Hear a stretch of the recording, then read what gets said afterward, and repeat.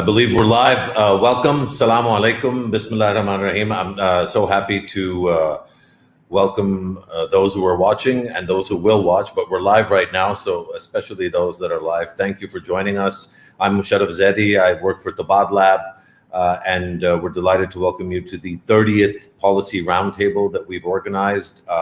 This one is around an issue that is related to Afghanistan, but is really about Pakistan's own internal security doctrine, its decision-making, its politics, its approach to the region, its relationship with Afghanistan, and perhaps more than anything else, its relationship with itself and its own people. The topic, fire over the Durand, what is the future of Pakistan's counterterrorism, is really, has been prompted by a recent op-ed written by Ijaz Haider for the Friday Times. Ijaz always writes very thoughtfully about security issues, particularly from a Pakistani perspective. And one of the things he wrote in an otherwise brilliant piece, but one of the things he wrote, and I say otherwise because obviously there's a part there I disagree with. One of the things he wrote is that Pakistan needs to stop being shy about cross-border counterterrorism operations. I feel strongly about that topic, and I responded with an op-ed of my own in my weekly column for the news. And based on what I thought was a quite robust exchange of ideas, I thought it'd be really interesting to get in a few other really highly qualified people to talk about this and to maybe negotiate or arbiter between the two of us.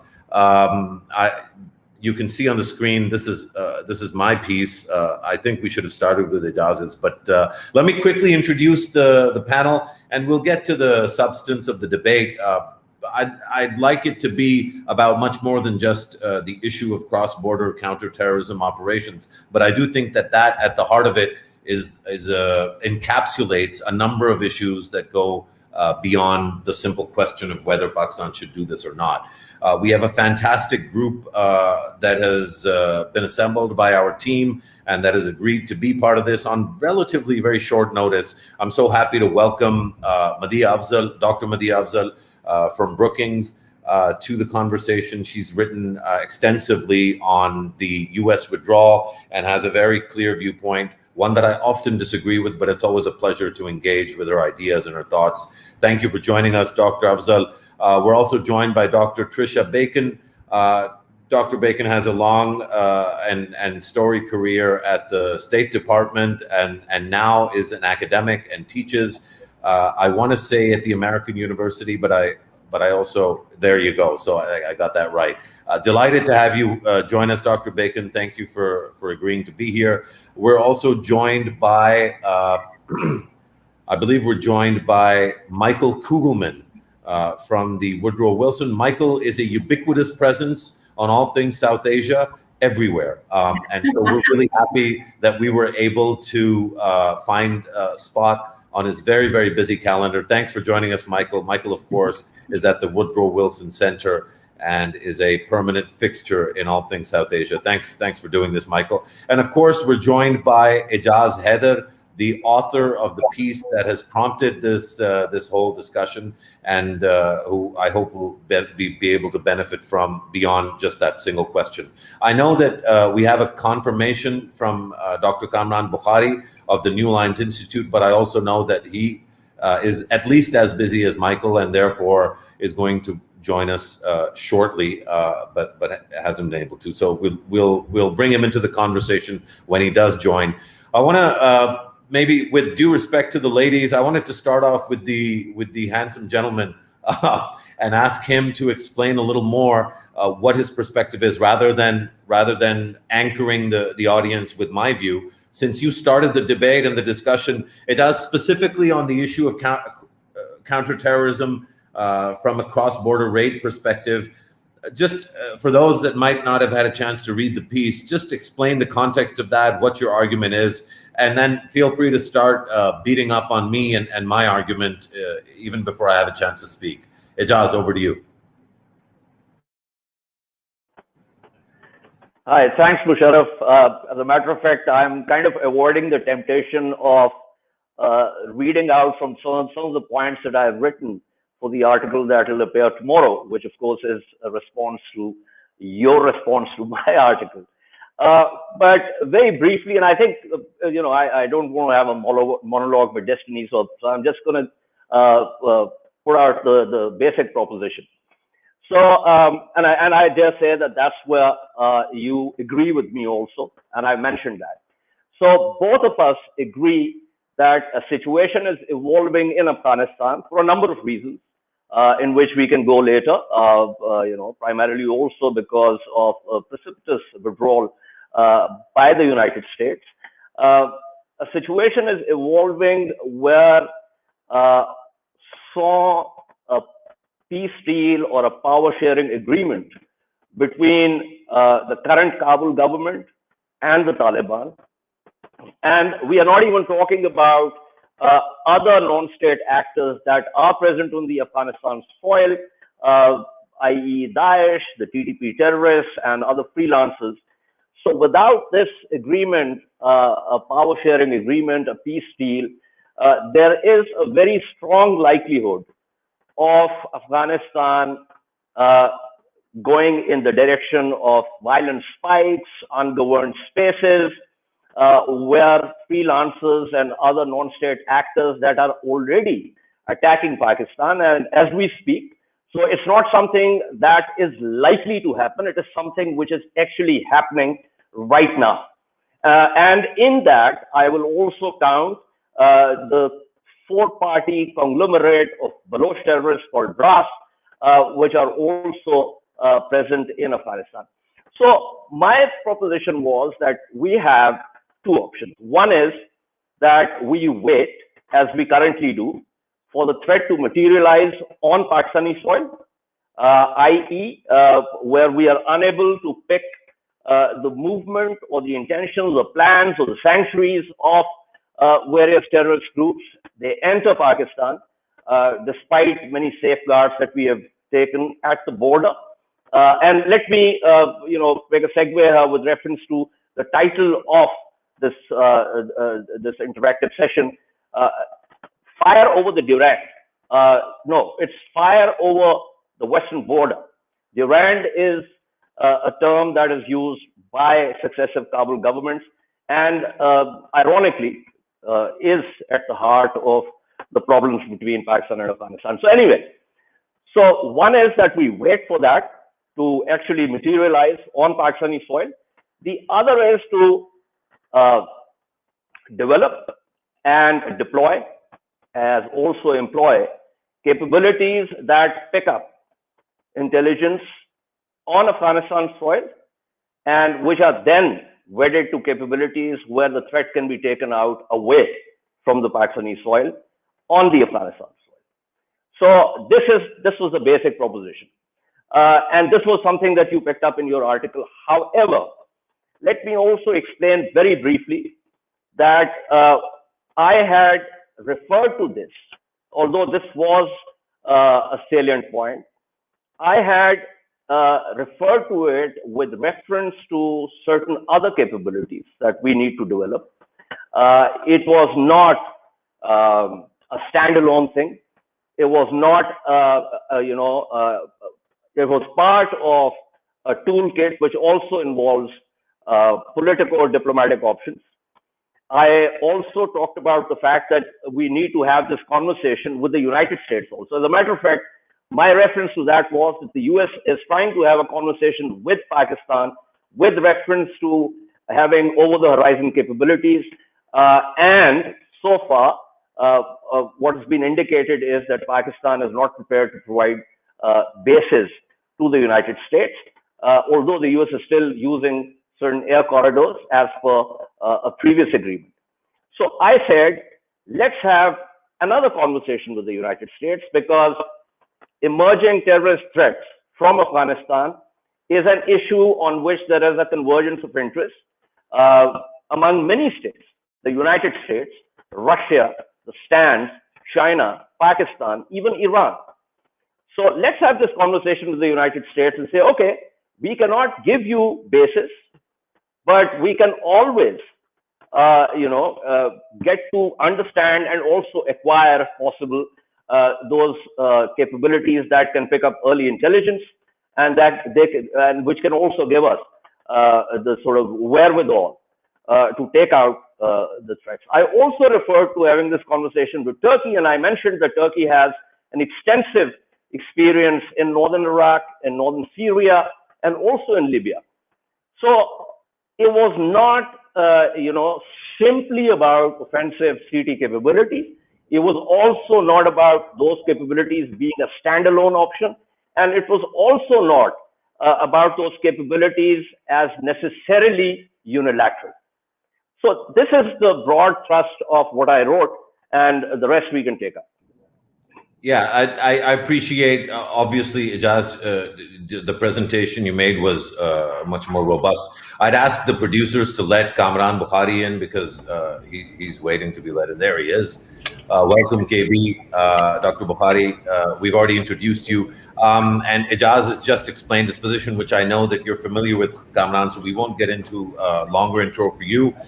Maybe take this conversation without me adding too much to that, to Dr. Afzal. Madhya, you've been arguing that the state of Afghanistan as it exists right now was not one in which the U.S. should have had an accelerated withdrawal from. And I suspect one of the reasons was your own concerns about the terrorism issue and the counter-terrorism challenge that will emerge when this vacuum emerges. So at some level, you and Ijaz and many others, I think, will have common ground on the concern for counterterrorism.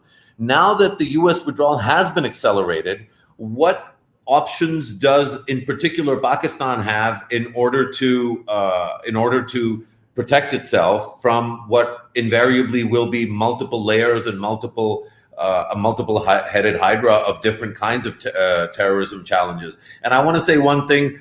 My dear old friend Barney Rubin just responded to an email and said, and I want to share this because I think it's really, it's kind of funny. Obviously, I think it's also serious, and it may come up, or folks may want to deal with this. But Barney says Pakistan should go kinetic against the Afghan Taliban on the Pakistan side of the border. A rather predictable, I think, from some quarters, kind of response to this debate, and I think we should talk about that too. But let's start with the counterterrorism challenge for Pakistan that exists on the Afghan side of the border, the international border, as Ijaz said. Sure. Thanks, Musharraf, for having me in this discussion and for convening it with a great panel. As you said, I've been arguing that an accelerated and rapid withdrawal from Afghanistan will cause problems, and unfortunately, we're seeing those problems develop. And my argument has been that Afghanistan would descend into sort of a protracted civil war between Kabul and the Taliban, or that would eventually lead to a forceful Taliban military takeover. And this is something I've been arguing for months, pretty much since the Doha deal, actually. So more than a year, the Doha deal was signed last year between the US and the Taliban. So what we are actually seeing is, in some sense, worse than even the pessimists among us predicted, a very rapid march of the Taliban. And it's sort of playing out, sadly, in real time. So the outlook does look quite grim. And indeed, one of my arguments had been that this would pose a huge threat to the region, not just Afghanistan. Of course, this is terrible for Afghanistan in terms of any progress that Afghanistan's youth and its women and its girls have made over the last 20 years, and there have been significant gains there. This is likely to wash all those away, but it's also likely to be something that portends badly for Pakistan, and that is because of the fact that instability in Afghanistan will certainly spill over to Pakistan, and we've seen that in the 90s. We don't need to look far in history. And so the problem of refugees, the problem of terrorism, not only in terms of sort of just the cross-border terrorism, but the problem of the ideological kind of win for jihadist groups.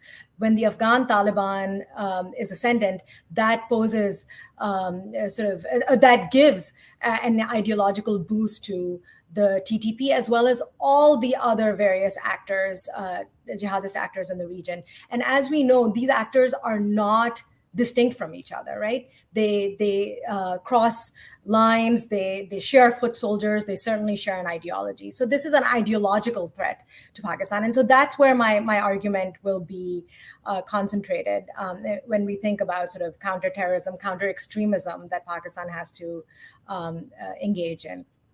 I think when we sort of, and one thing I should mention is that, in all these arguments that I've made over these past few months, the question has not been that the U.S. stays in Afghanistan forever. The question is that the U.S. should have left. That being said, because, as we know, I think the U.S. government officials have reportedly said that the withdrawal is more or less, for all intents and purposes, complete as of today. And President Biden set to give a speech today. So the U.S. should have left with a peace deal. Absent that peace deal, this is, these are the outcomes that we see. Pakistan's options are limited here. I sympathize with the argument that Pakistan needs to be proactive. But I think in terms of a country that is so protective of its own sovereignty, it would be very difficult for it to legitimately argue that it is going to attack a sovereign country next door, or attack targets within a sovereign country next door. So I think Pakistan's options there would be limited to closing down its border, taking kinetic action within its border against the TTP, something it did quite successfully.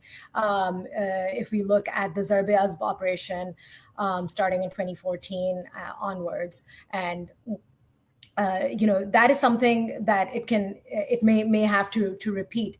But I think there is something that I've argued in my book, Pakistan Under Siege, which came out a few years ago, whose arguments remain, entirely relevant today, is that Pakistan has not taken action in terms of sort of ideologically rooting out extremism within its borders. And part of that has to do with the narrative about, the TTP and other terrorist groups within its borders. And I won't go into the detailed arguments here, but I argue there are roots of extremism within Pakistan.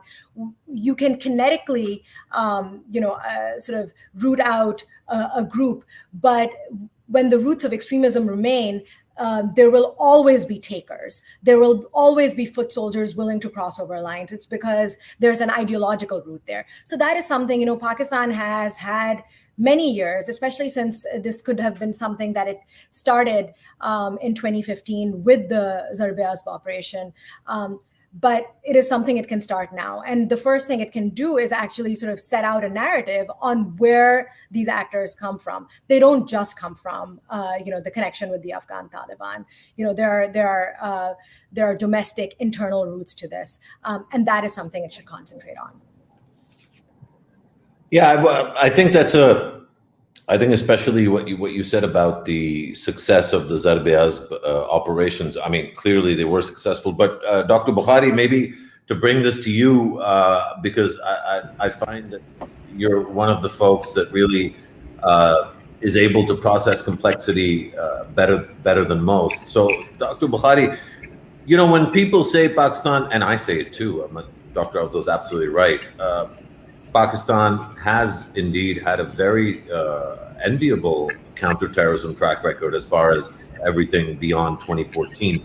The problem is that anytime you conduct operations within your own borders, you create a number of complexities, both social, political, and economic, and we're seeing the manifestation of that despite the massive effort through the 25th Amendment in Pakistan to integrate, parts of the formerly the federally administered tribal areas. It's come with a price. It's come with I think, a hefty price in terms of national cohesion, the feeling of integration and harmony, especially amongst Waziristan's, at least some folks in Waziristan, if not many. is the answer to lock everybody in and chain link defenses higher and higher and make sure that nothing goes out and nothing comes in? Or is there a hybrid between, the idea of kinetic action across borders, maybe through some sort of a strategic deal with, what is the solution here? Because it seems to me the 0-1 may not be a viable option, and we might have to come up with something hybrid. And Pakistan is pretty good at hybrid. All right, thank you so much. Great to be here. Okay, so I'm about to say something very, very controversial. No, please don't. Come on. and so bear with me. So I totally agree with Madiha. My apologies. That there needs to be CVE. There needs to be a CT. Dealing with extremism at the societal level. That has to continue. That's a long-term thing. It has its own rhythm. It has its own situation that will continue, and it's in many ways beyond Afghanistan. So there's something rooted in Pakistan that has to be addressed. So that will continue, and that may help the situation with Afghanistan, but I think Afghanistan needs a different approach, and CT and CVE will not cut it. And what we need to do is what Pakistan needs to do is to think more strategically here. I do agree with Ijaz that there may be a need for kinetic operations, but on that, I'm saying, why let it get to that point where we get intelligence and then the Pakistani Air Force and Pakistani military forces then conduct strikes, cross-border operations, whatever that looks like. I won't get into the details. But what needs to be done before that is something very strategic. First, I think number one is for the United States to continue to provide air support to the Afghan government. Without that, I don't think that we can prevent that Taliban takeover that everybody is fearing. I think there's a little bit of hyperbole at this stage because we're missing the details, the granularity, where right now the districts that are falling are rural. These are far-flung areas that, quite honestly, I wasn't expecting them to stand up and fight against the Taliban. They just don't have the resources. They don't have the incentive. The Kabul government is way too far away from their reality. And, why risk their lives if you're looking at it from the point of view of those who gave up their ammunitions and their posts and said, okay, we'll just give it over to the Taliban. So that was expected. But what has not happened is that urban areas have not been taken over. And that will be critical to watch. And before that happens, there's a window of opportunity. And there was a New York Times report, if I recall correctly, a few weeks ago, where there was a leak from within the Biden administration that they are considering the selective targeted use of air power in order to prevent the fall of a major city, a major urban center in Afghanistan. So that's one element that I think that has to happen because, yes, there's an Afghan Air Force, but it's only 14 years old. And a 14-year-old Air Force can only do so much. It will still need support. And support, we can get into the details of what the support looks like, but I'm talking about kinetic airstrikes. And the reason for that is that until now, with the exception on 2 occasions of Kunduz being temporarily assaulted by the Taliban, not really taken over, with a large number of forces, hundreds of fighters, we have not seen the Taliban mobilize that kind of force required to take a major city, even though they've been in control of large swaths of rural territory. Despite that, they've not attempted this, and the reason for that is they felt vulnerable to U.S. air power. And I think that if they continue to remain vulnerable, they will not mobilize their forces. They are a rational actor at a strategic level, just their ideology aside, and they will not bring to bear those forces if they know that those airstrikes can wipe out that mobilized force. So that's number one. From Pakistan's point of view, and this is where we get controversial, is that Pakistan has not supported the other side, which I would call the anti-Taliban side, Afghan government, warlords, factions, whatever. And I think it's time that Pakistan pulled back a little bit from the Taliban. It does not have to do kinetic operations inside its territory just yet. Maybe that will be required at some point in the future, maybe not. But pull back and help the other side. Now, people will say in Pakistan, and they've said to me that we don't have a working relationship. The other side doesn't trust us, and so why even go down that route? Well, the very fact that they don't trust Pakistan and they are in need right now is the reason to go and help them. Help them how? Make sure that the Taliban don't overrun. What does that look like? Provide them with whatever resources they need, food supplies. If they need some military assistance of some sort, be prepared to support them with that. If whatever assistance, so you maintain the balance of power. Because there is never going to be an intra-Afghan dialogue that everybody keeps talking about here in Washington and in Pakistan and around the world until the Taliban feel compelled to talk. Right now, they're not. They think that they can win, and within they're looking at saying, okay, another few months we'll gain more territory, and we'll talk when we run into an obstacle. And that's what I'm trying to say is fortify that obstacle so that the Taliban are compelled to talk to the other side, and you actually have a mechanism through which you can actually manage the situation. It isn't perfect. I'm not saying that this will lead to peace. I'm just saying this is the only option when the U.S. has withdrawn, and there are two forces, and everybody is saying that the Taliban will take over. This is the only way to prevent it. I'll stop right there, and then everybody can attack me. Well, hopefully no one's attacking anyone here because Dr. Bacon, one of the reasons I'm confident no one's attacking anyone here is that the TTP has already started attacking Pakistan. Over the last quarter, there's been upwards of 50 fatalities or martyrs, as a Pakistani call them, Pakistani soldiers that have died at the hands of terrorists. Not only is that a fact, but so too is the fact that the TTP and its various allies have announced shadow groups for territory within Pakistan. We're not looking at a what-if scenario. We are looking at a what-now scenario. The counterterrorism challenge is live. It's not a future scenario.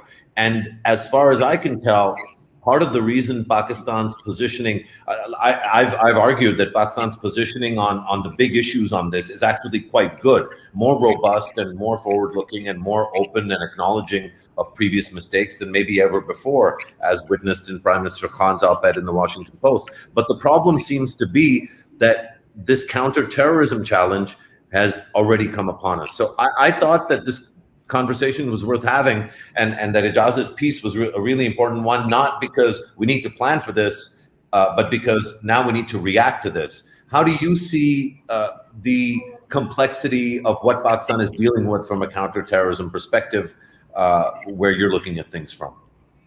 I agree with you very much that the Pakistani Taliban has made strides in reconsolidating and reestablishing the threat. Having said that, I think that there's a tremendous potential for this to go in one of two directions, and that is that the group continues to grow, continues to consolidate, and continues to pose a greater threat. And the other is that you stymie it at this point before it gets worse. So I agree that the threat has arrived, but I also think that we're at sort of a pivotal point where the threat could be meaningfully diminished at this point before it gets significantly worse. And that does get at some of the comments people have brought up previously about sort of going after the ideological components of it to make a group like that less appealing. But of course, it's not just the Pakistani Taliban. And I think that there is the sort of $12 million question of what comes out of Afghanistan after this kind of Taliban offensive and possible takeover, and the expulsion of the United States and the ideological victory that represents. So I don't think that the threat is exclusive to the Pakistani Taliban. I think that there are going to be other groups that emerge out of this. I think there will be other groups that will be empowered out of this. And I think that this is going to present a significant challenge to Pakistan and to the region more broadly as well, and frankly also to the United States. It's interesting because the one of the cards that Pakistan has to play is the one, of course, that causes the most dismay in the United States, which is to use its leverage with the Afghan Taliban. And that is not to say that that's going to be the solution, but there's no question that the Pakistani Taliban's havens in Afghanistan have been pivotal to its ability to reconsolidate and present a threat again. And while Pakistan does not have the ability to control the Taliban or make it do whatever it wants, of all actors, it has the most leverage with the Afghan Taliban. And this is certainly an area where it is positioned to put some pressure on the Taliban. While the Taliban, of course, has the least need for Pakistan now than it has in the last 20 some years, it still does need things from Pakistan, and it still is not in a position to completely reject or deny anything that Pakistan asks of it. So there is also sort of that backdoor mechanism, which, as I say, is one that causes a lot of dismay in the United States, but is probably going to need to be part of whatever Pakistan does to contain the threat from the Pakistani Taliban. Brilliant. I think that segues perfectly for what I wanted to present to Michael. Michael, I had you, I saved you for the last, I don't want to say best with this audience in the room, but I did want you to kind of zoom out a little bit. Because, Dr. Bacon, I'm going to say about everything that everyone said, and I'll give you a chance to come and fire back, but after Michael's done. Because I want everyone to have a chance to hear everyone's sort of starting point. Michael, for you, what I was going to say was, it's interesting that Dr. Bacon says Pakistani leverage. You know, when I look across the border in Tehran over the last couple of days, I wish Pakistan had that kind of diplomacy and that kind of depth and that kind of influence, because that is some special kind of bonding that's going on in multiple places. Talk to us a little bit about how you analyze the regional perspective on this, particularly what is, to my mind, a nefarious, malign, and toxic influence on the part of India in terms of supporting and financing some of the terrorist groups that attack Pakistan. In terms of Iran, which is a revolutionary expansionist state that recruits people who go on to do terrorist activities in places like Syria and other places. And of course, you know, the Afghanistan problem as it is. How is Pakistan supposed to calculate all of this and determine a path forward that doesn't put at risk some of the issues that Dr. Afzal, Ijaz Haider, Dr. Bukhari, and Dr. Bacon brought up? Michael. Yeah, thanks, Musharraf. Great to be here with such a great group of experts. Yeah, I mean, it's striking that we've seen in recent months, just about every regional player has been engaging with the Taliban. And, you know, most recently it's India that did it. You had senior officials that tried to initiate contacts with the Taliban. I think India was really the last key regional player to do that. You know, the Chinese, the Russians, the Iranians, of course, some of the Central Asian states, they've all been reaching out and engaging with the Taliban diplomatically in recent years. And I think that's an indication of just how the perceptions within the region of the Taliban's place in Afghanistan, particularly post-US withdrawal. I mean, there's, I think, pretty strong consensus that no matter what happens after the withdrawal, and of course there's so many uncertainties about what happens after the withdrawal, the Taliban will remain strong, and it'll get even stronger than it already is now. And I think that the region has concluded that it's much easier to try to safeguard interest, pursue interest, convey interest to a key power broker, so to speak, by engaging directly with that actor. Now, I would not argue, though, that this suggests that Pakistan does not still have the most leverage over the Afghan Taliban of any player. I would argue that for some time, the US arguably had a fair amount of leverage over the Afghan Taliban when the troops were still in the country. But of course, now the troops are leaving, and that's essentially has deprived the US of one of its most potent tools of leverage vis-a-vis the Taliban. China, Russia, countries like that, they've engaged with the Taliban, but they don't have a long-standing, deep, entrenched relationship with the group. Iran is interesting because it's a very complex relationship between Tehran and the Taliban over the years. Generally speaking, Iran has opposed the Taliban just because Iran being a Shia state, the Taliban being a Sunni militant group that has attacked Iranians in Afghanistan in the past. But, Iran has found ways to cooperate with the Taliban just because of a shared enemy, the United States, so to speak. And there are some documented cases of Iran having provided military assistance, and even some training to Taliban forces, particularly in the west, in Farah province in Afghanistan. But I would argue that if you look at Pakistan, yes, Pakistan does not have as much leverage as it used to over the Taliban, just because we've seen the Taliban in a position to diversify its locations for its sanctuary, so to speak. I mean, it has a presence in Iran. Of course, you have the Doha Shura, where many leaders have relocated the political offices there. And of course, given what's going on in Afghanistan, it's very easy for Taliban leaders just to be positioned there. But Pakistan has this long-standing relationship with the Taliban. It was one of only a few countries to recognize the Taliban regime back in the late 90s. And you look at you look at what's going on beyond just providing space or shelter. The fact that you still have Taliban fighters in Pakistani hospitals, including very recently. I don't know if you could say that about other countries, if they're hosting Taliban fighters to get medical care. I could be wrong, but I don't think so. So my bottom line point is I agree with those that argue that it's not fair to put so much pressure on Pakistan to pressure the Taliban, just because there's only so much that Pakistan can do. And let's not forget that the Taliban and Pakistan, there are things they disagree on, including the Durand line issue. Mullah Omar had taken a position at odds with Pakistan on the issue of the Durand line. And there's some other areas of disagreement. But at the end of the day, I think given the history of the relationship between Pakistan and the Taliban, and given the presence that the group's leaders have had in Pakistan for much longer than these other states, I think that's why it still is the right thing to do, to look at Pakistan as the most key influential player over the Taliban, at least for the foreseeable future. Thanks, Michael. As expected, a really good set of things, that you kind of summed up really brilliantly. And most importantly, you gave me something that I can strongly disagree with and take to Ijaz Haider. For the rest of the it was great to have everybody's views in. For the rest of the conversation, and usually these are really polite conversations, but I think it'll be interesting to have folks get into it a little bit. Let me start off on that front by presenting something to Ijaz that you may agree with, but then you feel free to take it where you want, Mr. Haider.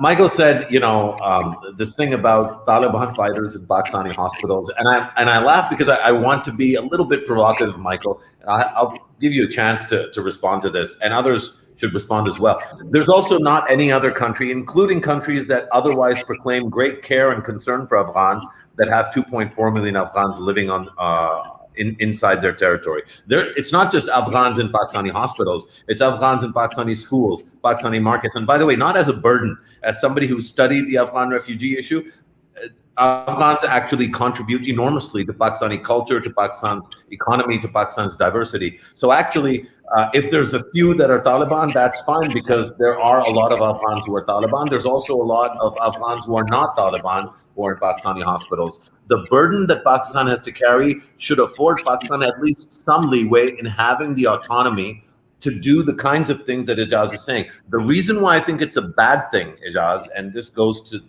the argument that I have with you, the reason why I think it's a bad thing to go on a kind of in the direction of cross-border engagement is exactly what Dr. Afzal referred to, and I wrote about this. I think the sovereignty argument for me is the most powerful one.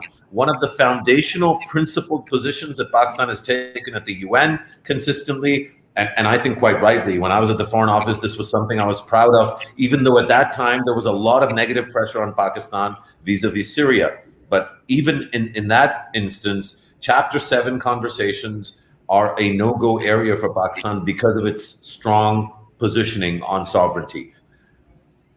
How do we kind of balance the two things then? Pakistan's traditionally, I think, very robust position on this, and your reasonable proposition, but one that would create a number of challenges, and one of them is the sovereignty argument. Maybe start with the sovereignty argument, Ijaz, and then please do also go into kind of what you think it'll do to Afghans that are living in Pakistan, but also to the wider question of Pakhtun identity and how that is manifest in some areas that are uncomfortable for the Pakistani state. Ijaz? Right. I was in any case going to come to the sovereignty argument. It's been raised by you in your article. It's also been raised by Dr. Afzal. And let me begin by saying that I agree that Pakistan's domestic and foreign policies, as you mentioned in your piece, for the last over 70 years, have been wedded to the idea of sovereignty. Dr. Afzal pointed out that Pakistan is also very concerned about its own sovereignty. But then I would say that every country is very concerned about its sovereignty, whether it's India, whether it's the United States, whether it's Turkey, whether it's any other country. So it's not something that is exclusive or peculiar to Pakistan. Now, when I wrote my article, I knew that the sovereignty argument would be the first stone that would be cast, because it's a no-brainer. My issue here is, and we know that with reference to the United States over the horizon capabilities, the use of drones, preemptive strikes, and so on, there's been lots of legal debates going on.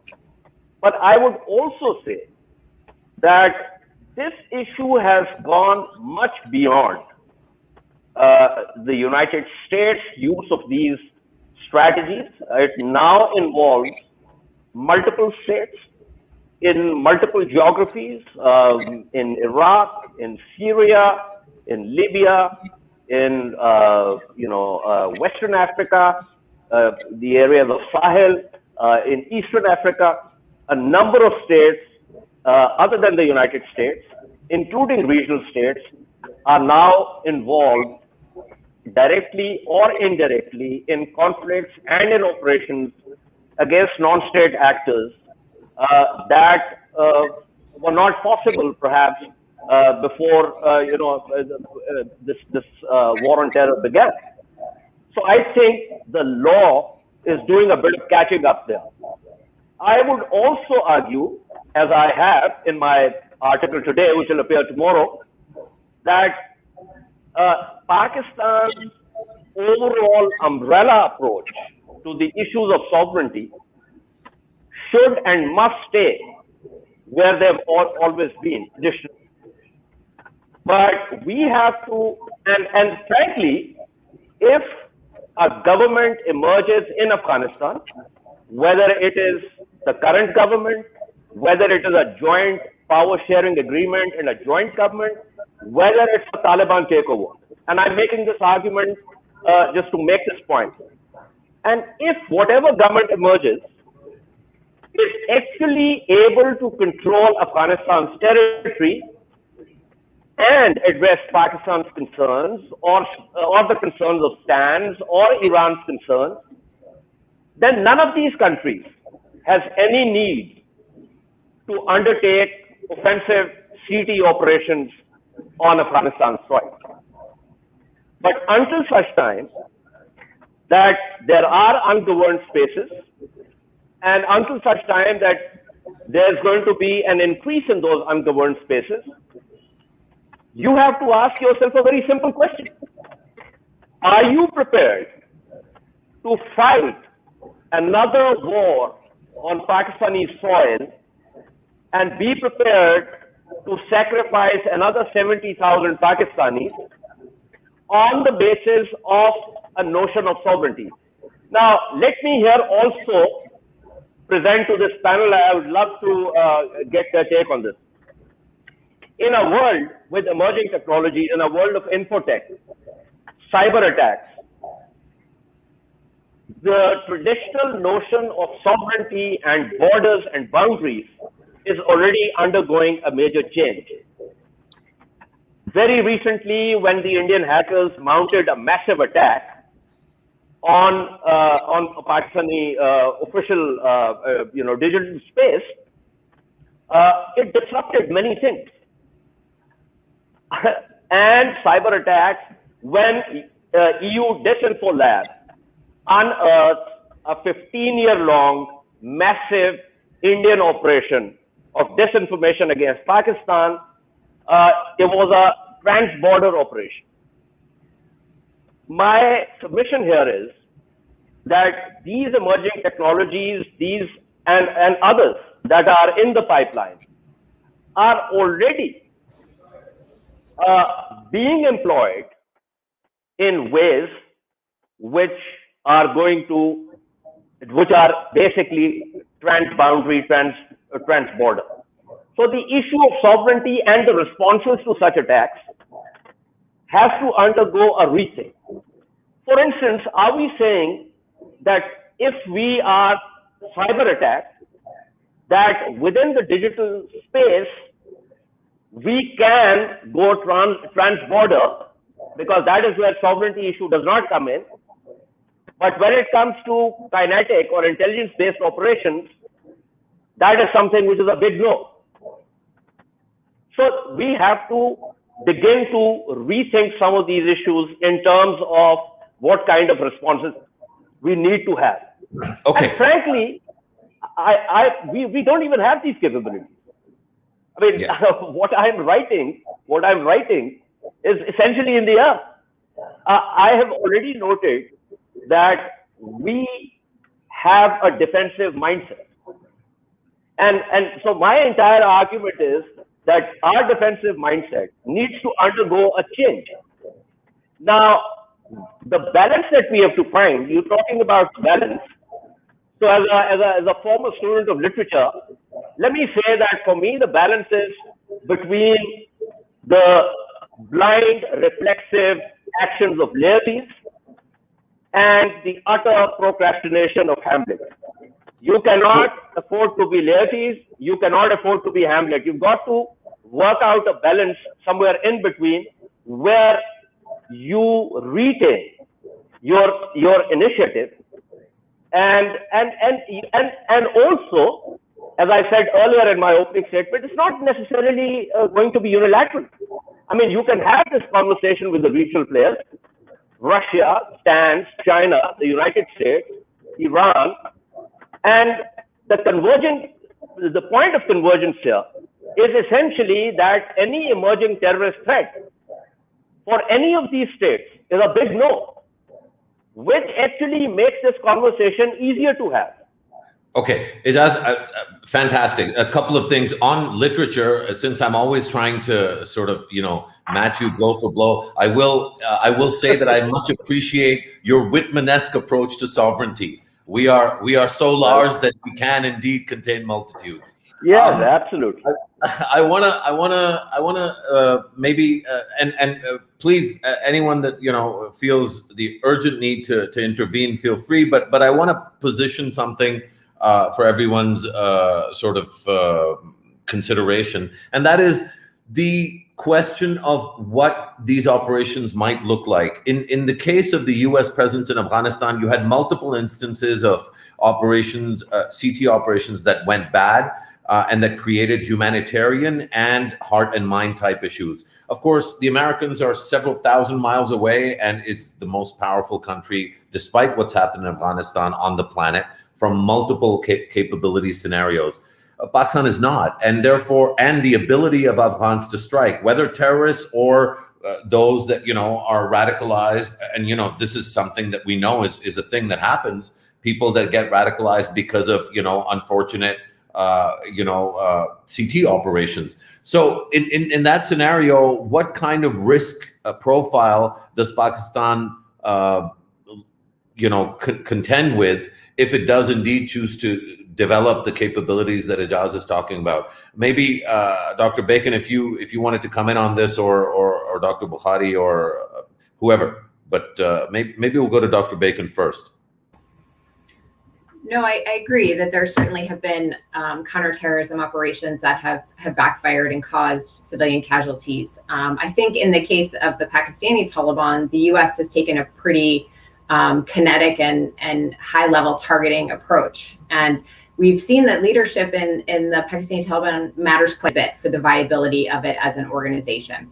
There have been some leaders who have been very effective in keeping what is often an unwieldy coalition together. And there have been some that have not. And then we've seen the groups splinter and break. And what we're seeing now is a leadership that has been able to reconsolidate parts of the organization and bring some back into the fold, which I think has been a key indicator of the group's resurgence, maybe too strong a term, resurgence, but its ability to recover to some degree and pose a threat again.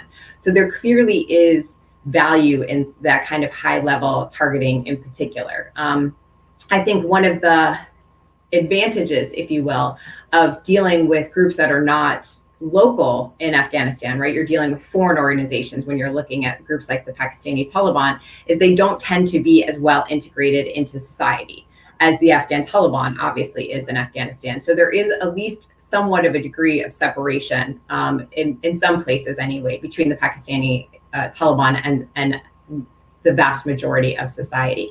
And so that does also give a little bit more room to the ability to target the group kinetically. So I think that there would be valuable opportunities to at least keep the group off balance, keep it concerned about its personal security so that it can't plan unencumbered and enjoy the safe haven in Afghanistan. Is it maybe again, whoever wants to come in on this, but I was thinking maybe we can come to you, Dr. Bukhari, on this. I just want to add a question. Just hold your thought for 1 second. The issue, and I think you alluded to this, I think Ijaz has already talked about it. Ijaz hasn't said that this needs to be unilateral. Would it make it easier if it had the alignment of a couple of other countries? Is it possible that the UN would sanction something that would afford this? What impact would it have on the Afghan Taliban or the Doha Shura's negotiating position and its general approach to talking to the international community if there was a UN sort of resolution or some sort of a UN mandate for counterterrorism? What are the different scenarios in which this thing can be pulled off without a negative impact on how Afghan state and society position themselves vis-a-vis Pakistan? Dr. Bukhari? I think, Musharraf, the issue is tradecraft. The issue is one of intelligence capabilities. How good is your intelligence? At the end of the day, a kinetic operation is as good as the information that it's relying on. And then that's the question of capability that Ijaz talked about and said that Pakistan may not have these capabilities, and his suggestions and recommendations are theoretical in nature. So the big question is, if you're going to do this, how confident are you on the intelligence, about the intelligence that you have this particular facility that is a threat to Pakistan, and therefore it needs to be taken out. Now, after that, how good are your actual kinetic capabilities that you can go in and with minimal loss of life to civilians and to the forces that are going to go in and undertake the kinetic operation and come back with, in a sense that you can say mission accomplished. And so that's the big question. That's the big tactical question that will then determine whether this can be adopted as a strategy. Now, as far as the unilateral and multilateral angle is concerned, I seriously doubt that any country, well, let's just put it this way. Most countries that are in this business of doing these operations, and Ijaz has given examples in the Middle East and in Africa, they want to do it themselves. They don't want any other state to do this. So just, I'll give you a scenario. So let's say that, and this has been the concern of Pakistan in years past, is that and this is where the sovereignty argument comes in, that when U.S. drone strikes were targeting areas not just in the former Fatah, the tribal areas, but also in many cases in Pakistan proper, the biggest one being the Bin Laden operation. So the fear of the Pakistanis is this going to give the Indians ideas to do cross-border operations on the LOC? So now let's just apply that to Pakistan and let's say Pakistan decides that, okay, this is the only way out, and the Pakistani leadership says, let's do this, then you're creating a precedent for others there'll be those who will oppose you, condemn you. There'll be some, foreign policy implications, depending on, how strong the United States and its allies are willing to oppose this. I think that in some sense, the Americans may just look the other way because the TTP are linked to ISIS and Al-Qaeda. And so this is some other state doing the work for the United States. So they'll look the other way. As for the UNSC, seldom does it agree on anything. And so those moments are few and far between. So I don't see that happening. But again, the cost and benefit analysis has to look into intel capabilities, the actual kinetic operations capabilities, and then the cost of emboldening other states to undertake this action. So again, if Pakistan were to do this, does this mean that then India will say, okay, we can do these across the LOC, and you have a much bigger problem? I'm not saying it's going to happen, but these are considerations that policymakers and decision makers in Islamabad will have to take into account. Absolutely, and I think there's a number of lawfare arguments. Ijaz, go ahead, jump in. Just a two-finger intervention. KB has talked about the Indians doing something like that. Well, the Indians have already done it. I mean, they did this in 2016. The fire raids, what they called the surgical strikes. And then in 2019, they actually used air and crossed over and actually tried to hit a target in mainland Pakistan. So I think when it comes to that, then of course, it has to be Pakistan's own defensive capabilities in terms of, conventional and other capabilities to be able to deter that. Yeah. No, I think that I was going to bring up the India example, but what I was more keen on, Dr. Afzal, maybe you can comment on this. In all these considerations, one of the things that seems to be missing, and of course, we're talking about Pakistan's CT options and operations, but surely for the Pakistani leadership in developing or devising what it's going to do, it should be thinking about Afghanistan and not, we can make the argument, the Afghan state is very weak and they survive only on the largesse of NATO and the US and the Taliban are like this and like that. But actually, at the end of the day, Afghans have proven over many, many years that, of course, there's a lot of, conflict within Afghanistan. But when it comes to the idea of Afghanistan as a country, there's quite a lot of cohesion. My concern as a Pakistani would be, do I really want to antagonize not just the Islamic Republic of Afghanistan vis-a-vis, the Arab and President Ghani or whoever is occupying that building, but also, frankly, the Doha Shura and the Afghan Taliban, because they too are as protective of the idea of Afghan sovereignty and Afghan nationhood. How would a cross-border kinetic sort of approach be able to find the equilibrium on that front? Sure. Thanks, Musharraf, for that question. I mean, as this discussion has sort of proceeded, there are a couple of ways Pakistan can go. And I think it depends on what it wants, what its goal is, what outcomes it wants to influence. One way is to sort of, putting CT operations aside.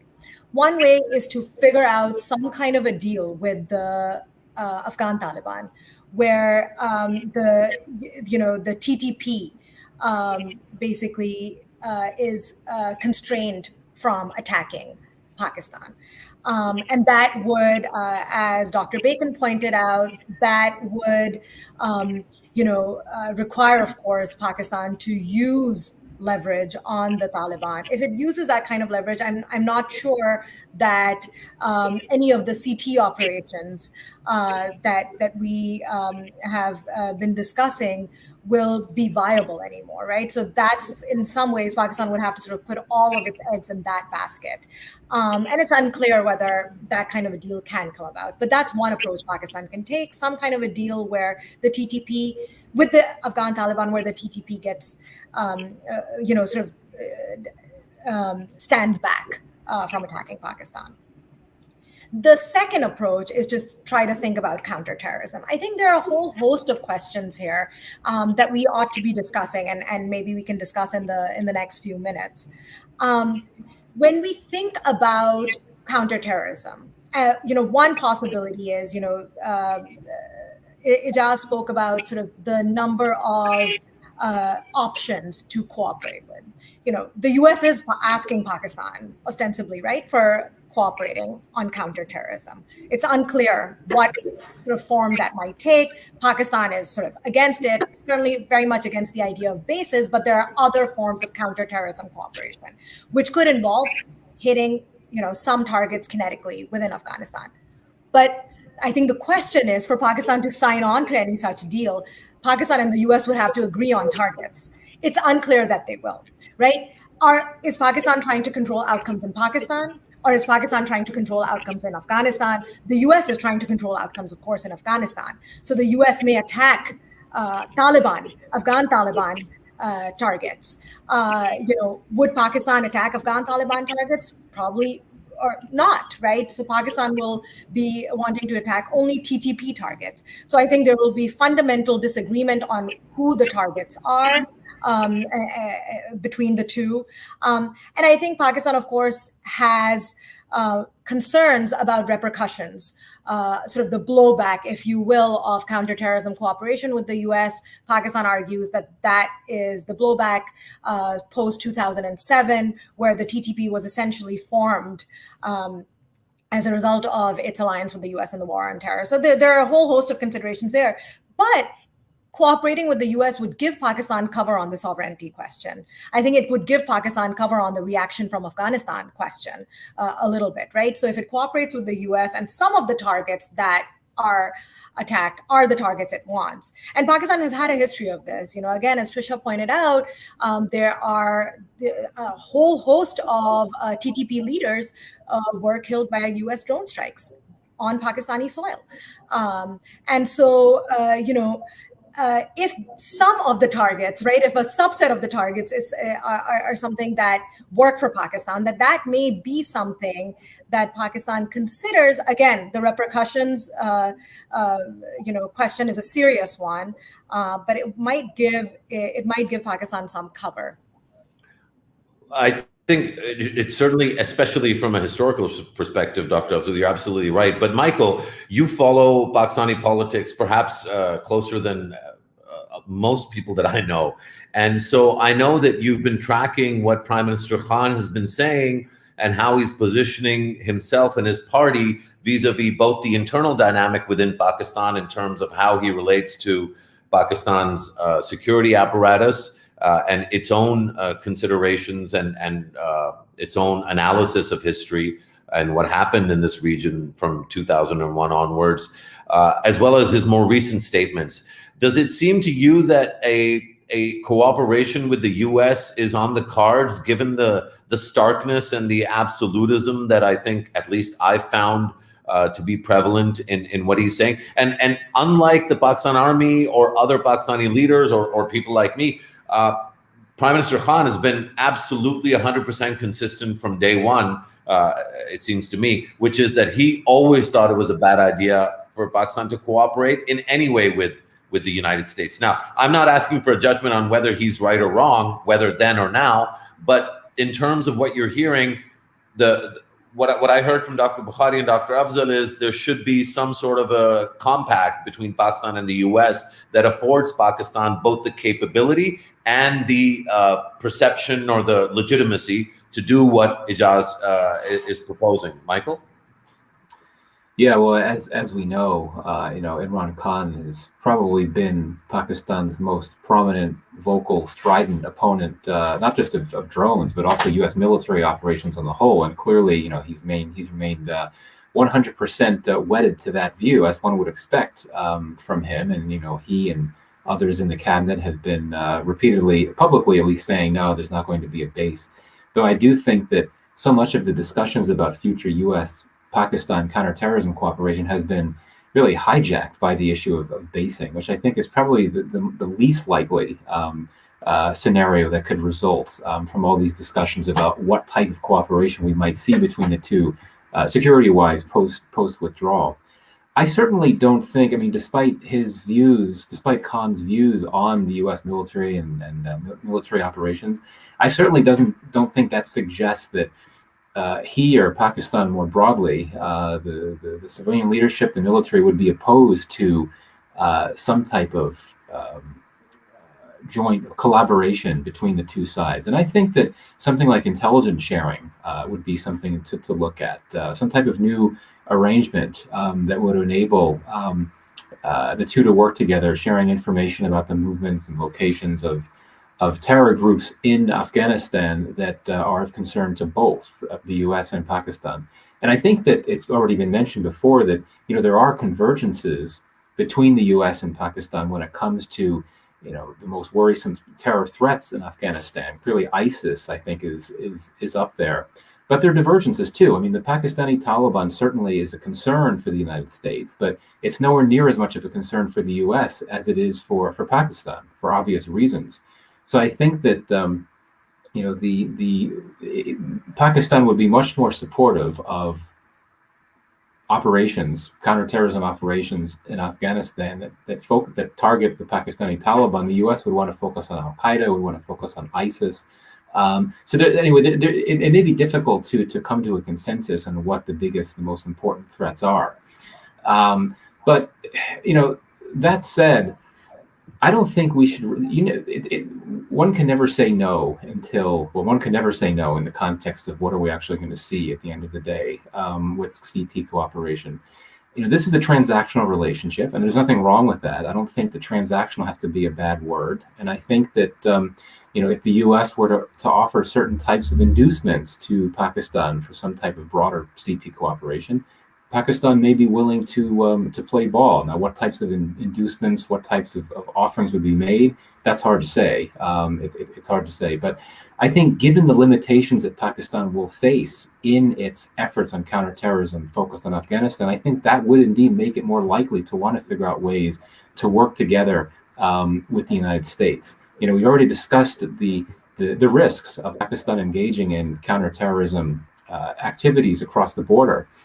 You know, I think another thing to highlight here, which we haven't gotten to yet, is the issue of the border fence, which, you know, Pakistan has been building for quite some time. I understand it's 80%, 90% done. That's what we hear now. This fence was meant, as I understand it, to deter cross-border militancy coming from Afghanistan, among other reasons. But the question is, if that's true, you know, you're seeing all these attacks from the TTP in Pakistan. And you know, whether that's coming from fighters that are already present in Pakistan or if they're coming across the border, it's not clear, but that's the case for sure. It's not going to be possible to fence the entire border as well. I think that's quite clear. There are just some areas that won't be fenceable, so to speak. So that suggests to me that even this fence, which was meant to be a key deterrent to deter terrorism from across the border, that will have its limitations, amplifying the importance of figuring out ways for the United States and Pakistan to work together on some levels. But I don't think we should overstate the level of that cooperation. Final point, you know, you've got a lot of people in this Biden administration that served in the Obama administration, including President Biden himself. And, you know, they served in the Obama administration at a moment when the U.S.-Pakistan relationship really had a lot of trouble, particularly because of tensions along security lines, particularly focused on Afghanistan, with issues like the Ghani network and so on and so forth. So I think that it may be a hard, we talk about how Pakistan may resist closer CT or military cooperation with the U.S., but also, I mean, the U.S. itself, this administration, I think, may be hesitant to really get back into the type of territory that it was in some years ago when the two sides had all these problems in which these senior officials in the Biden administration can relate to on a very personal level because they were there the last time it happened. Wise words, Michael, and I think that last point is really insightful, and I hope folks will listen and reflect. And if there's any reactions, I'd love to hear them. I want to post something for Dr. Bacon. I just want to let everyone know time has flown by, and we're already pushing now well past an hour. So we want to try and wrap up in the next 10 minutes or so, give everyone a chance to kind of share some key thoughts. But I want to post something for Dr. Bacon, which is, we talked about multilateralism as a potential instrument for this kind of counterterrorism agenda. How would the U.S. react or respond to a multilateral alliance between, let's say, Pakistan, China, Russia, and Iran that stitch something up with the Doha Shura and possibly even with the Republic, and went ahead and started conducting counter-terrorist operations without the U.S.? Because to me, it seems Prime Minister Khan's principal issue is the U.S. I think he feels very strongly that the presence or the engagement between Pakistan and the U.S. creates domestic responses that are difficult for the system to handle. To some extent, he may not entirely be wrong. I think the prescription or the way he's going about framing it might be problematic. But what if there was a -1 sort of a formula for counterterrorism in Afghanistan, and the minus was, Uncle Sam? That's a really interesting proposition. I think admittedly it would be a very difficult one to actually execute, especially one that was actually a substantive counterterrorism coalition that actually undertook actions and military actions, kinetic actions, intelligence sharing actions. I think it's one we would be more likely to see as a symbolic alliance than a substantive alliance that actually resulted in actions. I think from the U.S. standpoint, of course, any counterterrorism actions in Afghanistan that target the various militant groups operating there would be positive. But on the other hand, I think the coalition you just outlined would not be one that would necessarily focus on the same groups and threats that the U.S. is the most concerned about, except perhaps the Islamic State in Afghanistan. So I think that the U.S. could actually see some utility in that if it was an alliance that actually functionally went after targets. I think if it was a symbolic alliance that was sort of sticking it in the eye of the United States without actually doing anything substantive, it would not be particularly welcomed. And it would sort of affirm some of the concerns in the United States about the direction of some of these actors and shifting towards China away from the United States. But overall, I think there is a reality that the United States is not going to be deeply engaged going forward. And there is the people in this conversation are all deeply concerned about Afghanistan, but as a foreign policy matter, Afghanistan's really fallen significantly in the U.S. agenda. It feels a little bit like, to me at least, I was talking to Ambassador Riaz Mohammad Khan, who I think has written the most important books on this topic from a Pakistani perspective. And he was talking about what went down in the run-up to the Geneva Accords, and then obviously the Soviet withdrawal and everything that happened thereafter. Is it too alarmist? This is for whoever wants to jump in on this. Ijaz, I think we'll come to you last before we close out, because I think given that you started, it would be nice for you to bookend the conversation. But Madiha, maybe I bring this to you, given that you actually predicted and in a sense were, let's say, complaining about the speed of the withdrawal without a deal. Is there a chance? I mean, when you were putting together your pieces and when you've talked to folks and examined history as well, is there an element of alarmism? Isn't it true, for example, that Afghan civil society has really been built up with a lot more internal coherence and strength than what existed, at the fag end of the Najibullah regime? Is it also not true that Iran and Pakistan and the Central Asian states, their stakes in a peaceful and normal Afghanistan are much higher than they perhaps were in 1988? So should we maybe just calm down a little bit and, things are going to work out? Or should we be even more concerned with a kind of conversation about kinetic actions from Pakistan across the border into Afghanistan as a serious conversation? I think, in terms of the alarmism question, you rightly point out that there is, a portion of Afghan society, civil society, that has been built up. but it is urban. It is an urban, young, sort of youthful phenomenon, and so that's why we are seeing the kind of Taliban sort of takeover in rural districts. I think the fight in Afghan cities or provincial capitals is going to be a long and tough one because of the civil society that's been built up. I think just quickly to your other points, the external factors that you've talked about.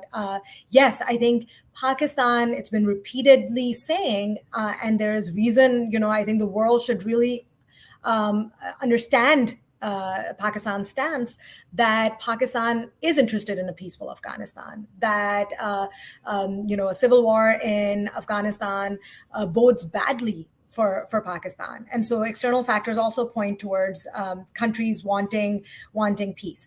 I think what cannot be underestimated is the strength of the Taliban, right? And so that's why we've seen sort of the rapid advance in recent days, the acceleration, of the losses of Afghan security forces in recent days. And so my sense, and I had a piece earlier this year with a colleague in the Washington Post on sort of what might happen. And again, no one can predict the future, but, we see sort of a protracted fight in Afghanistan's urban centers. And it could be that Afghanistan gets divided as we know it, into a country that is controlled by the Taliban and one that is controlled by some kind of version of the Kabul government that we have now, right? So that might be something that we see. But I think the alarmism isn't overstated. I mean, and we're seeing it play out right now. I do think, as others have pointed out, that the Biden administration, and we'll hear the president's speech in a few hours, that the Biden administration wants to close a chapter. It has effectively, but it really wants to close a chapter where the military was involved. And we know that sort of humanitarian, financial, security assistance, all the other assistance it can provide will certainly have its limits. So we're looking at it, a tough time ahead. Yeah, no, and of course, President Biden's speech, he asked me to do a curtain raiser. So thank you to all of you for participating in it. Kamran, there's a bunch of questions here, and others should jump in as well. But Fawaz Haq asks, isn't it really an issue of Pakistani national identity, and doesn't that need to shift before it can do good CT? Don't make a face, but if you want to respond to that, please do. There's a Yahya says recognizing the PTM and engaging with it might help Pakistan gain more support among the Pashtuns. Adib Safwi says, why should Pakistan be pushed in attacking Afghan soil? Daniel Masoom didn't like a bunch of things you said, Kamran, but thanks for his comments. He asks, what will deter India is Pakistan's capability, as we've already seen. So that's the point that I think Ijaz already referred to. There was a bunch of other comments too. Thanks to everyone that participated through the YouTube channel. Any final closing thoughts or responses to those questions, KB? Yeah, look, quickly, national identity, this is my problem, and something that I've been sort of writing on and talking about is the idea that you sought strategic depth. Islamabad sought strategic depth on its western flank via a proxy whose entire ideological existence is a challenge to the Pakistani national identity, was the strategic blunder. And which is why we have this problem, and people have said this openly, that Pakistan did not get the strategic depth in Afghanistan, but the Taliban did get strategic depth in Pakistan in reverse. So I'm absolutely, on that national identity issue, I think the person who asked the question raised an important one. PTM, look, where were we when the Soviet war began? We were in an era where the big thing was the fear of Pashtunistan, something that the former president and prime minister of Afghanistan was pushing, Sardar Muhammad Dawood Khan, in the 70s. And the idea of supporting Islamist groups was to counter that sort of cross-border Pashtun nationalism that would undermine Pakistani sovereignty and was essentially a strategic threat to the Pakistani state. So for decades, you built up Islamist actors. We've come full circle after the war with the TTP and now with the rise of the PTM. So I think there's a moment of opportunity here for the Pakistani state to, there is a very bad relationship with PTM, and that has to be reconsidered. And it's in the Pakistani interest to have an actor like that to balance out the Taliban. Right now, the problem is that the Taliban constitute the single most coherent group in the country, and they dominate at least the Pashtun landscape. And now it's become a multi-ethnic, multi-sectarian movement with even reports of commanders of from the Shia sect, and definitely commanders from the other ethnic minority groups, which is why they have power projection capability into the north. So it's in the interest of Pakistan to broaden its base. That's the argument that I've been trying to make, and in my initial presentation, is that now it's a game of managing. There can't be much change that can be done. We are going into a battle space where lines are pretty much drawn. And the question is, can it be maintained there? It makes strategic sense for any actor to have a balance of power anywhere in the world. I mean, if you have stakes in a geography, then you balance between the various actors, especially in a civil war type of situation. It does not make sense for Pakistan to continue to just rely on the Taliban. And I mean, it's a good thing that Pakistan is actually acknowledging, the leadership of Pakistan is acknowledging that TTP and Afghan Taliban are two sides of the same coin. So then the next step is, can we diversify, relations and build up those relations to where we can better manage and, come to have some sort of an Afghanistan that doesn't become a threat to its neighbors. Thanks, Dr. Bukhari. Before I ask Ijaz to maybe close out and also share any reflections in terms of whether whether this conversation has helped him in any way in terms of his original position and its evolution, Michael, Dr. Bacon, Dr. Afzal, if you had any final thoughts, happy to hear them before we go to Ijaz. Oh, sure. I can go first. Be brief. I think that we're going to see the most likely outcome in Afghanistan is not a Taliban takeover, at least in the immediate future. I think that a long-standing, extended civil war is much more likely for a number of reasons. One, I think so long as the U.S. continues to provide financial assistance to the Afghan military, that'll help it keep things together. You will see Afghan forces take back some of the territory that it's lost to the Taliban. A lot of it won't take back.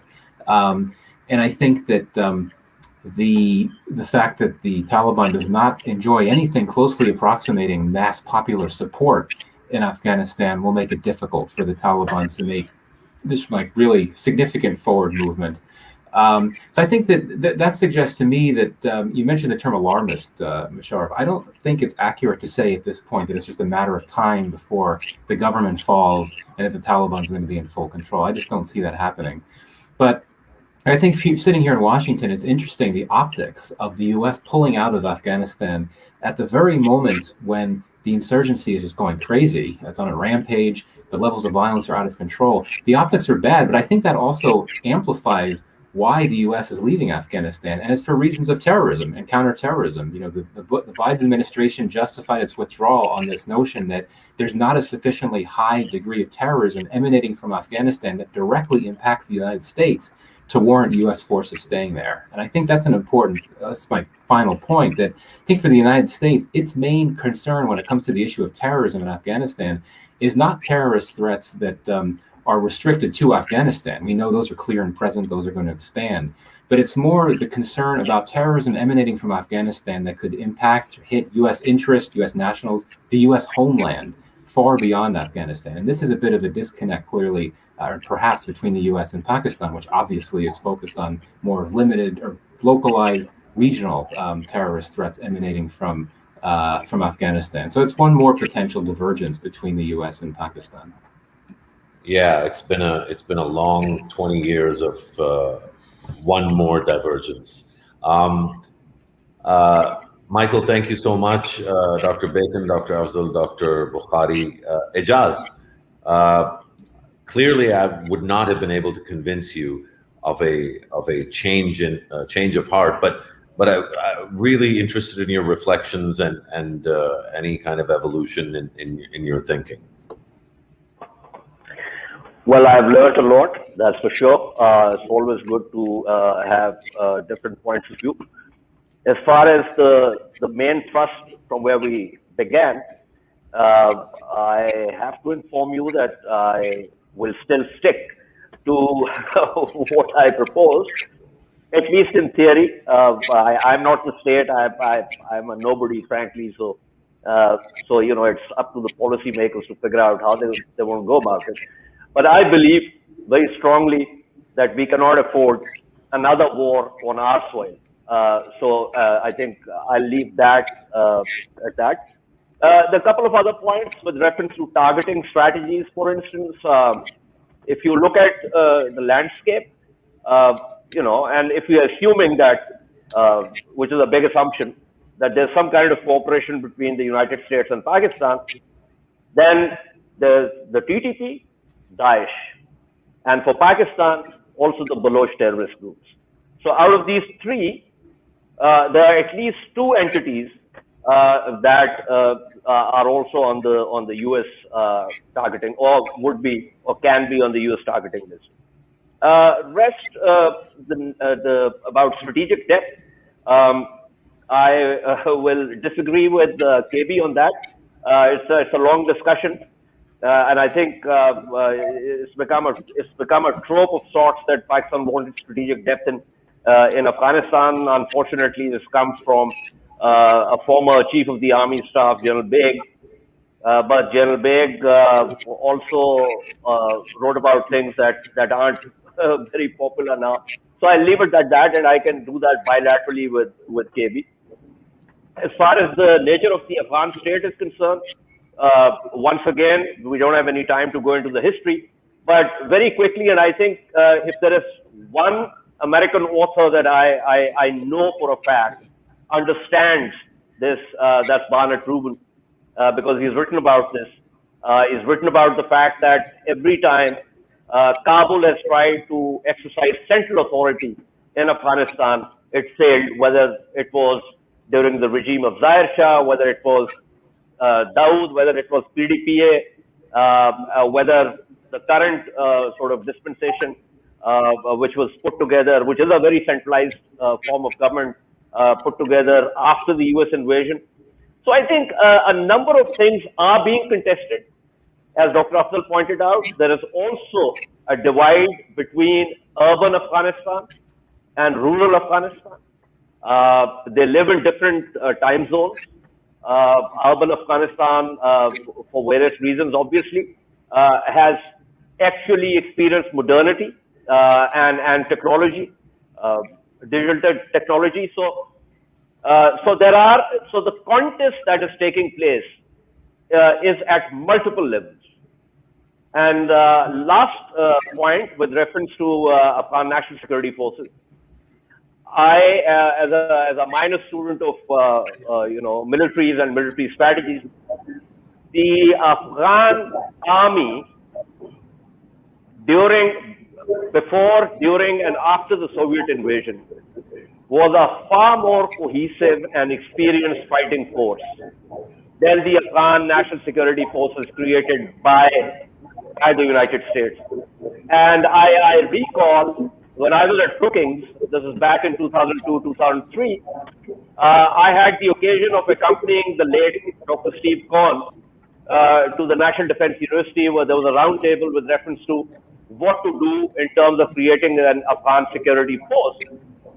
And I recall my conversation with Steve, in which we talked about how long it takes for armies to actually evolve, and a great example of that is the British Indian Army, and of course the Indian Army and the Pakistan Army born from the womb of that British Indian Army. So So the point is that while the United States and other NATO allies managed to train some of the special forces, people who might be very good, overall, the ANSS does not have the same experience, does not have the same traditions, does not have the same mettle as the ex-Soviet, as the ex-communist army in Afghanistan. So, but thank you so much, for putting together this panel and for inviting me to come and voice my opinion and allow me to listen to other expert opinion with reference to Afghanistan and the strategies that one has to adopt. Thank you.